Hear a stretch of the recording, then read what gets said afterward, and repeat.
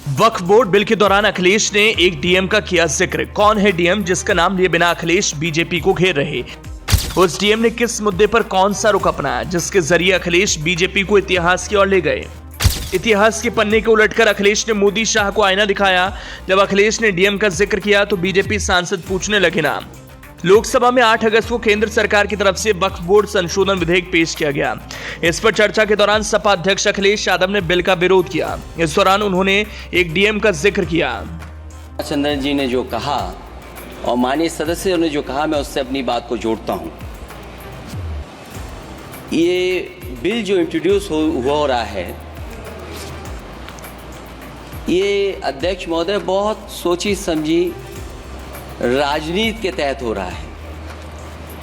अध्यक्ष महोदय जब लोकतांत्रिक तरीके से चुने जाने की पहले से प्रक्रिया है तो उसको नॉमिनेट क्यों किया जा रहा है?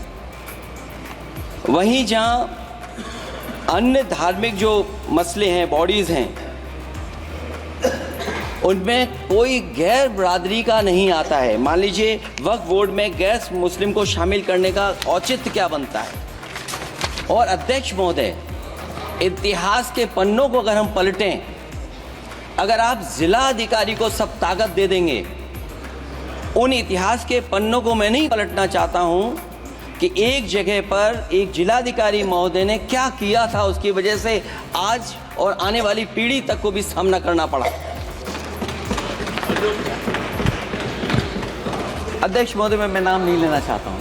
हालांकि उस डीएम का नाम तो उन्होंने नहीं लिया, लेकिन सबके जहन में सवाल रहा, आखिर वो डीएम कौन है जिसकी वजह से अखिलेश कह रहे हैं वक्फ बोर्ड बिल बहुत सोची समझी रणनीति के तहत लाया जा रहा है।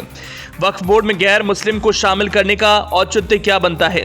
इतिहास के पन्नों को अगर हम पलटे तो देखेंगे कि यूपी के एक जिला अधिकारी को इतना अधिकार दे दिया गया जिसकी वजह से आने वाली पीढ़ी को भी भुगतना पड़ा।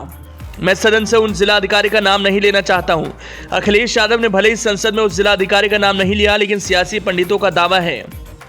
अखिलेश ने अयोध्या के बाबरी मुद्दे पर चर्चा की। 1949 में फैजाबाद जो अयोध्या है, उसी फैजाबाद के डीएम रहे के नायर ने तत्कालीन प्रधानमंत्री जवाहरलाल नेहरू के आदेश की अवहेलना करते हुए विवादित स्थल पर रखी रामलला की मूर्ति हटाने में असमर्थता जाहिर कर दी थी।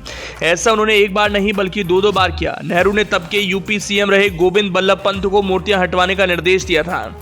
इस पर यूपी सरकार ने फैजाबाद डीएम को आदेश दिया, पर के नायर ने दंगों और हिंदुओं की भावनाओं के भड़कने के डर से आदेश पूरा करने में असमर्थता जताई। के नायर ने यूपी सरकार को पत्र लिखा था कि विवादित स्थल से रामलला की मूर्तियां हटाने से पहले उनको हटा दिया जाए। हालांकि देश के सांप्रदायिक माहौल को देखते हुए सरकार पीछे हट गई। विवादित स्थल से रामलला की मूर्तियां न हटाए जाने पर मुस्लिम समाज ने तीखी प्रतिक्रिया दी थी। दोनों पक्षों ने इसको लेकर अदालत में मुकदमा दायर किया। इसके बाद यूपी सरकार ने इस स्थल को विवादित घोषित कर ताला लगा दिया था। 1952 में आईएएस के नायर ने स्वैच्छिक रिटायरमेंट ले लिया। इसके बाद वो बहराइच लोकसभा से चुनाव लड़े और जीतकर संसद पहुंचे।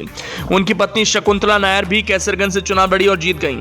पति और पत्नी दोनों ने जनसंघ के टिकट पर चुनाव लड़ा था। शकुंतला नायर 2 से 3 बार लोकसभा चुनाव जीती थी। उनका विधायक भी यूपी विधान परिषद का सदस्य बनने में कामयाब रहा था।